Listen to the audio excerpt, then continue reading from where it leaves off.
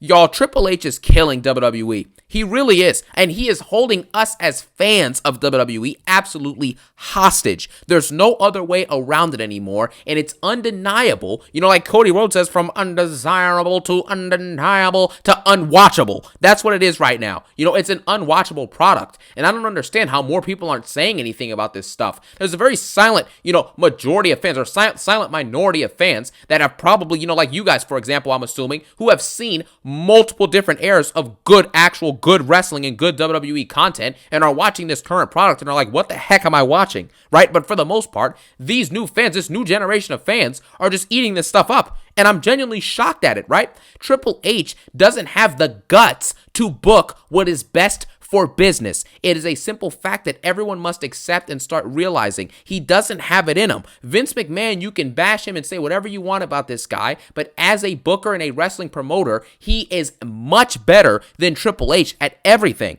I've already made like a 25-30 minute video explaining as to why, but it's just, we're seeing it now in plain sight. I don't care what anybody says. Triple H books what he feels is best, but not what's actually best. And we all know, as great as Triple H was as an entertainer, as a wrestler and everything like that, he was never the guy, but Triple H was always playing second or third fiddle to the guy, which was usually John Cena, right? Or, The Rock was bigger than him, Stone Cold was bigger than him. You get what I'm saying, you know what I mean? And the fact is that as great as Triple H was, how is he able to book things like this and be okay with that deep down inside?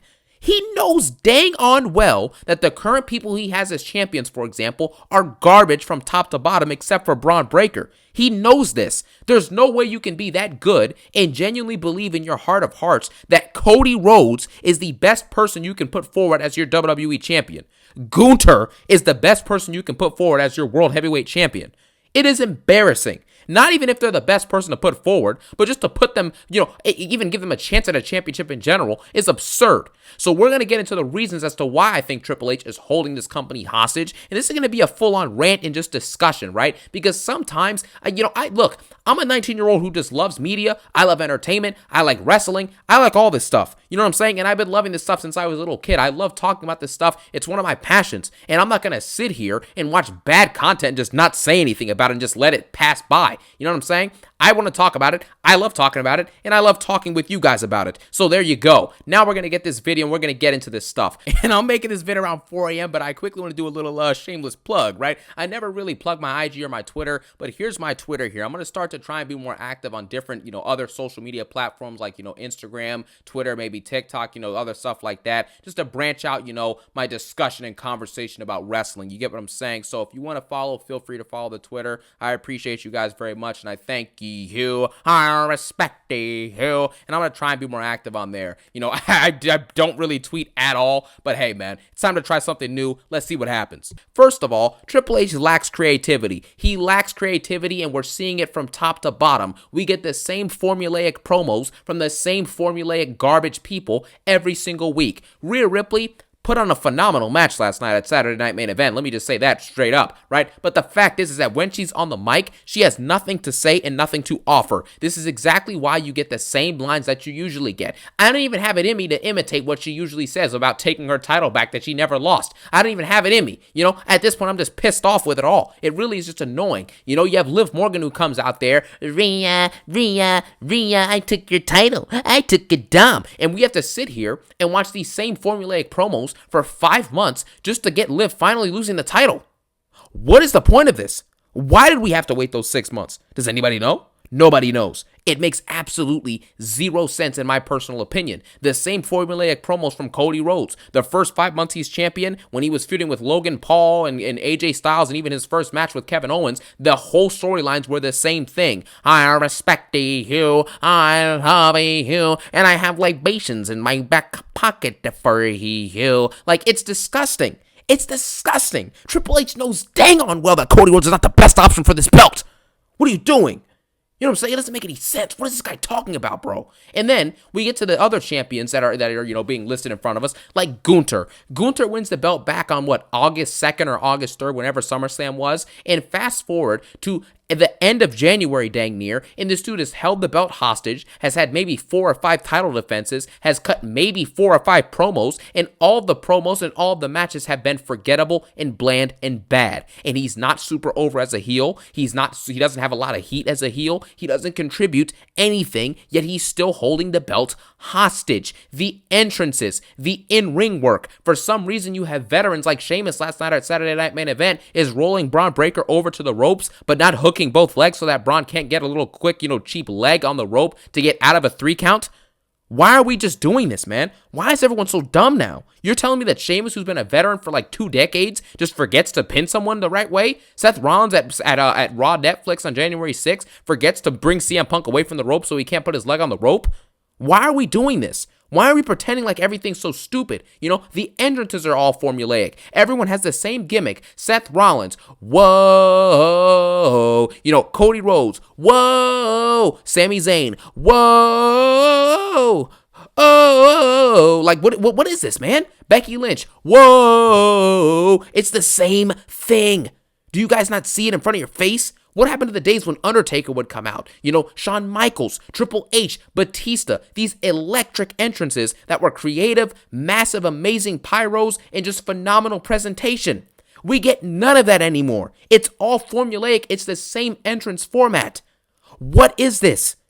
I have nothing to say about this, man. And the fact is that Vince McMahon has more guts than Triple H ever had. The spontaneous booking needs to make a return. Vince McMahon sometimes would have awful booking decisions, right? Like making Kofi lose in 6 seconds, you know what I'm saying? Or having Daniel Bryan get pinned in 3 seconds at WrestleMania 28, or some other stuff like that. Or the actual matches in ring, how they're called and how they're developed sometimes didn't work, like the Mania 25 match with with Triple H and Randy Orton. Like, that match was very underwhelming. Same with that match that night too with Cena, Edge, and Big Show, right? But the fact is this, right? Triple H has no idea how to even give us anything that's mildly spontaneous or unpredictable. When is the last time Triple H did something that was genuinely, holy crap, that was unpredictable and it actually mattered? In other words, when has he done something that was like a main event level feud or story or championship match that actually went a way that you genuinely were not expecting at all?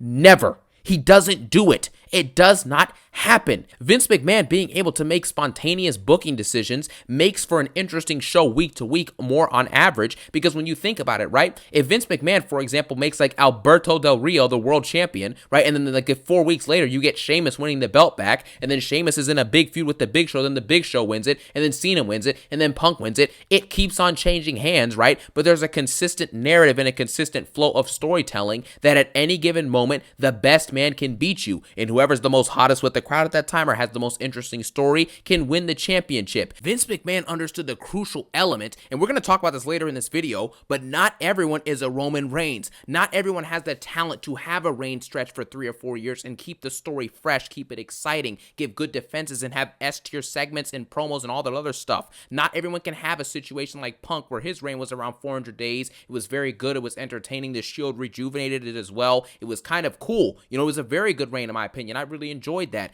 Not everyone needs a super long reign. Sometimes these belts have to have, a hot potato nature to them, because sometimes it needs to go to the person who's best at that time until you find that person who can hold that belt down for like a year or 2 or even beyond that, like Roman Reigns did. You get what I'm saying? Jey Uso being massively over, and then last night he loses to Gunther at Saturday Night Main Event. Why did he have to lose that match? Why? There's no reason for it. He's better than Gunther at everything, and he's extremely over. Gunther has contributed nothing. Jey Uso is selling massive amounts of merch. He's getting the massive reactions. He's getting in, he's wrestling consistently, and he's cut a lot better promos than Gunther has over the lineage over the last few years, for example. So why is Jey not winning that match? Why? You have hope that good talent with good stories who are over with the crowd and doing good work will eventually get their time as world champion. Look at the current roster now and the people who have great talent who are relegated to being undercard or midcard jobbers.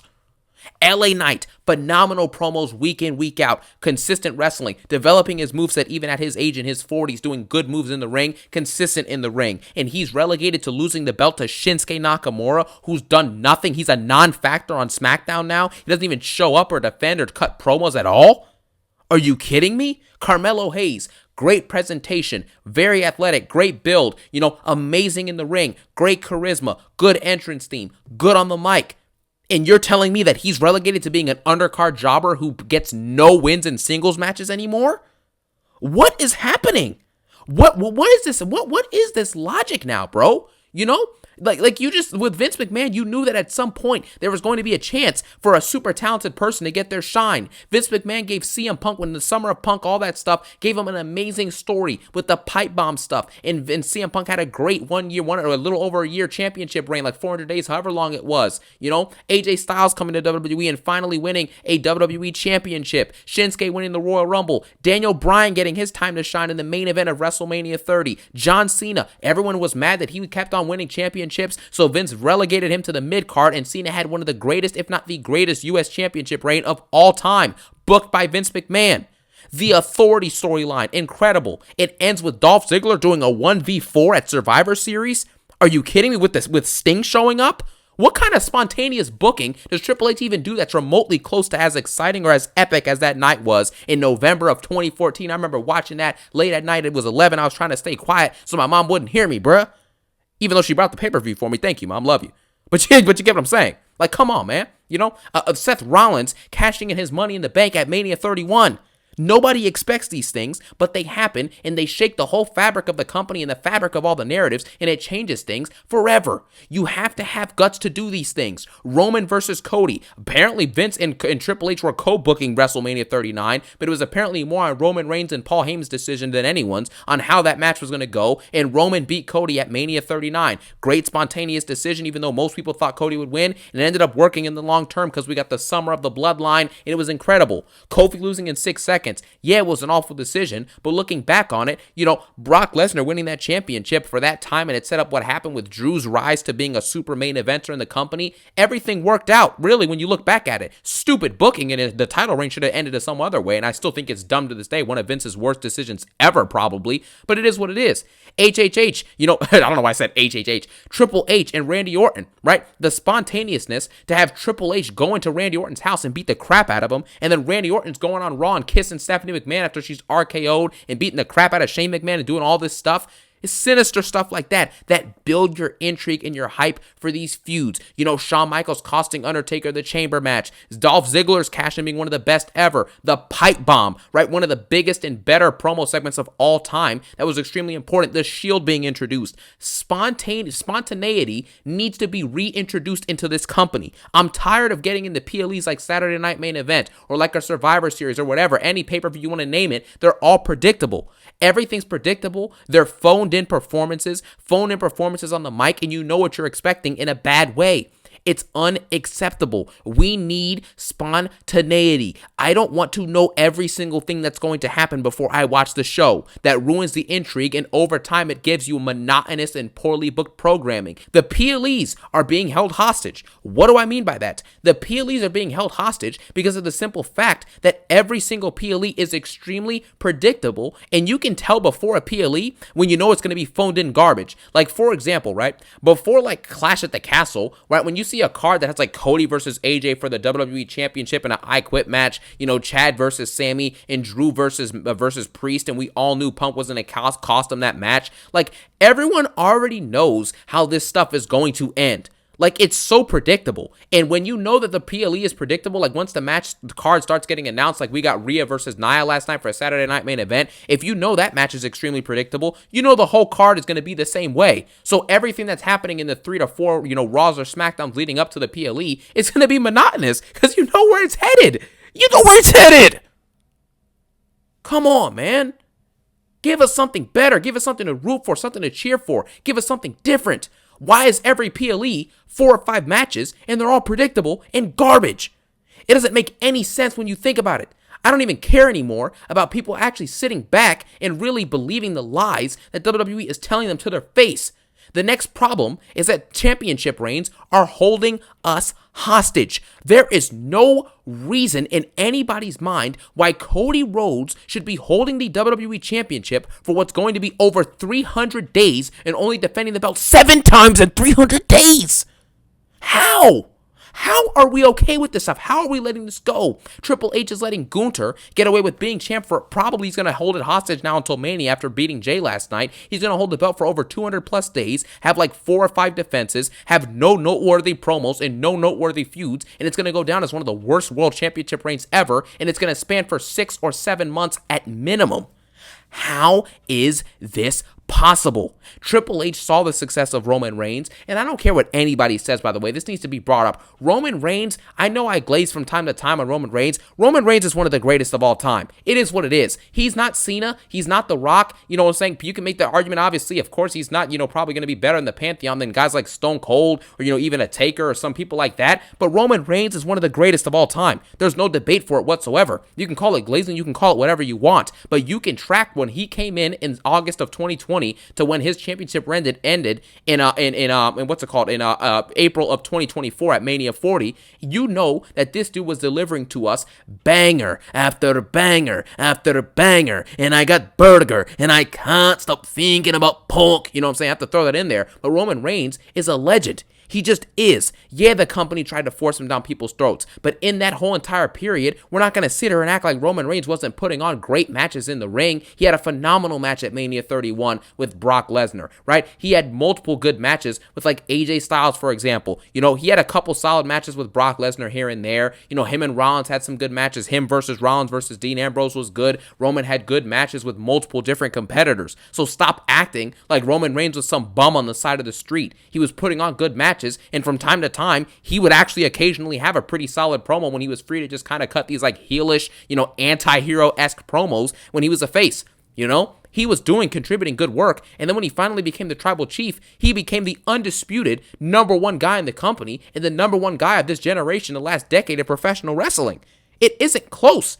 And, yeah, he was a part-timer, and it probably hurt the company in a couple different areas. I understand that. But for the most part, for like 95% of that championship reign, if we're going to get good title defenses, S-tier segments, S-tier promos, and S-tier stories, why the heck in the world would he need to show up every week? Roman carries the company and, helps carry the company for a good portion and then straight up just blanket carries it for like 4 or 5 years. And you're going to sit here and tell me that this dude has to be there every single week to do what? Cody Rhodes is there every single week, and he's defending the same amount of times that Roman was when he was a part-timer. So who cares? Roman Reigns is a legend, and because of his success, his success of not showing up he shows up like, once every 4 or 5 weeks, but when he's there for like 2 or 3 weeks straight to build a feud or to build a match, and ends up working out and being great, right? Triple H tries to mimic that success, but not everyone is Roman Reigns. Cody Rhodes is not Roman Reigns. He is Stardust. Once a jobber, always a jobber. Gunther is Gunther. He ain't Roman Reigns. I don't want to see Gunther showing up 1 week to defend his belt and then taking a 6 or 7 week break and then coming back like everything's all nice. He gets a lower reaction than Jimmy Uso or Sami Zayn. I'm going to keep saying it over and over again because it's facts. Gunther is a heel that doesn't have much heat. He's not super over, and nobody cares what this dude does. Ain't nobody showing up to no event for Gunther. Ain't nobody buying his merch. Nobody cares about this dude. He's a jobber. You know what I'm saying?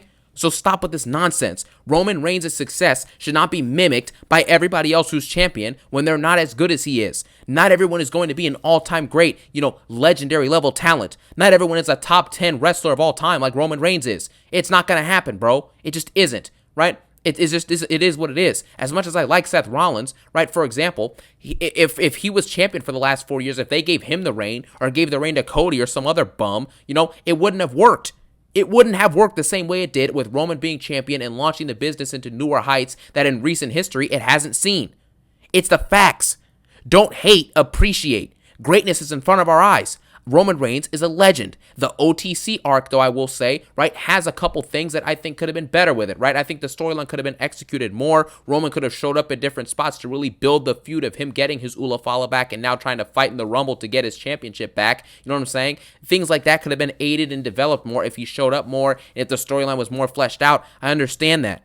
But I'm going to be honest. As great as he is, yeah, there's been some pitfalls in his career, but it's about how you rise up again from that adversity and continue to be your best self and ultimately become one of the greatest ever. Ever. So stop treating everyone like they're Roman Reigns and having them hold these championships hostage and not doing anything with them. It's different if because Cody and Gunther are full-timers. They're supposed to be full-timers, so they're expected to defend their belts consistently. They're expected to be out there in the ring cutting promos consistently and cutting good promos at that, but they're not doing that. Roman Reigns accomplished more in a year as a part-timer than Gunther and Cody have in their entire careers as wrestlers. So stop. Being part-timer isn't enough for everyone. The Undertaker gets to be a part-timer. Brock Lesnar gets to be a part-timer. John Cena gets to be a part-timer. Roman Reigns gets to be a part-timer. But these other dudes, Cody Rhodes, Stardust, Dashing Cody, and Gunther get to be part-timers? Are you insane? Stop holding the belts hostage. When the belts are held hostage, we all know that from week to week and from month to month, nothing is going to change. You can shut the product off for a month and a half right now and come back right before Mania, and everything will be the same, despite the fact that you have two new people challenging for the world title and the WWE title. That's it. Everything else would be pretty much the exact same for the most part. Mid-card garbage and undercard jobber garbage. Triple H doesn't have the guts to book things that are spontaneous. He doesn't have the guts to take the championships off of dudes who he thinks are good, but really aren't. And that's just a simple fact, right? Dolph Ziggler, for example, cashing in his money in the bank and winning the world championship. Someone, for example, like LA Knight getting a world champ or getting a money in the bank, he ain't cashing that in, and he ain't winning that unless he has to wait like 15 years first to do it. And even if that happened, right, we get a money in the bank winner like Drew McIntyre, he gets cost his money in the bank. You know that your guys, right, the people that we like at fans and that we know are amazing deep down with their talents, we know they're not going to get a shot at anything. You think Carmelo Hayes is ever going to win a world championship within the next year or two, for example? Of course not. You think LA Knight is going to win world championship gold? Of course not. Of course not. Do they have the talent to do so? Of course they do. But are they going to? Heck no. You know this. Triple H doesn't have the guts to give the belt and give the reins to people who are actually that talented. He thinks that everybody's just going to be the next Roman Reigns. It doesn't work like that. That's why you don't have any new megastar of the next generation yet, because you have not built any stars, unlike Vince McMahon, who built multiple megastars in his tenure. Then we have the other stories, with, right, the stories being held hostage as well, with the simple fact, right, that every single story takes like 50 months to develop and only gets paid off at WrestleMania. Every single story now is at a situation, right, where basically it's like your favorite NFL team. And they make it to the playoffs, right? Let's say they make it to the AFC Championship, right? The Ravens face the Chiefs and lose to the Chiefs in the AFC Championship game, right? Now you have to wait as a fan for another year just for them to get in the playoffs to even get a chance to win a game or two to potentially play the Chiefs again in the AFC Championship game. Do you see what I'm saying? It is egregious. Why do we have to wait 10 months for a story to finally get its climax, just to wait another 9 months for the following story to get its climax? The New Day turns heel in a phenomenal segment. It's been 2 months since that segment, and nothing's happened and nothing's changed. What is this? What is this? It is egregious. Cody wins the championship. Now we have to be held hostage for 11 to 12 months of a garbage championship reign just to get the belt finally changed hands. This is unacceptable. And Triple H has cultivated an environment where they're constantly telling you that this stuff is great content. They're telling you that this dude is amazing. They're telling you that Cody and Gunther are workhorses, but they're not working at all in front of your face. But they're telling us that they're great, so fans just believe it and are cultivated in the mindset. Eventually, if you keep saying the same thing over and over again, whether it's true or false, people are going to start to believe it. That's how society works, and that's how these fans work in their heads. So now the stories are being held hostage, and we have to watch the same type of content and the same type of story, the same type of promo, the same beatdown segment, the same brawl segment, the same match sometimes at PLEs over and over and over again to get to that climax to lead us into the next story that takes 6 to 7 months to finish up. It's a constant cycle of monotony and boring and bland and badly booked shows that are, for the most part, you may get one good Raw in the span of 2 months. Within a span of every set of 2 months, you'll get like 1 or 2 great Raws and SmackDowns, and that's it. Is it worth sacrificing 4 or 5 months of bad TV for like 2 weeks of good TV? Is that sacrifice worth it? The answer is no. What you need to do is deal with the fact that, yeah, you're going to have 1 or 2 dud SmackDowns or Raws every month. But in the place of that, give us 2 or 3 great SmackDowns or Raws every month. And it'll balance out over time and give you that consistent audience retention. It just is very mind-boggling to me, man. And the last thing is obviously the roster being held hostage, man. I've talked about this multiple times in this video alone. The people who are actually talented on this roster are mid-card or undercard jobbers, while other people like Rhea Ripley, for example, she's talented. I'll give her that. She's got her talents to her. You have Nia Jax, right? You have Cody Rhodes is champion. Nia Jax was just champion. Gunther is your world champion. The actual bums like Cody and Gunther, for example, get main event spots. They get world championship reigns that last way longer than they need to. But Montez Ford, Carmelo Hayes, LA Knight, etc. are relegated to being undercard jobbers. What makes Cody Rhodes better than Carmelo Hayes? What makes Gunther better than Carmelo Hayes or LA Knight at all? Nothing. But one of them is a jobber and the other is a main eventer with a world championship reign. It makes no sense, and we've seen it from top to bottom. I hope you guys enjoyed this video. I'm done with the rant. It's way past my I don't even have a bed. I don't have a bedtime, right? But you get the point. It's like 4 a.m. at this point. So now it's just time to go to sleep and rest on that. Sleep on that. Triple H is a terrible booker, and he's booking WWE into the dirt, and we're all seeing it in front of our faces. I thank you guys so much for your support recently, and as always, I thank you guys so much for watching. Have a phenomenal day. Peace out. One love, bro.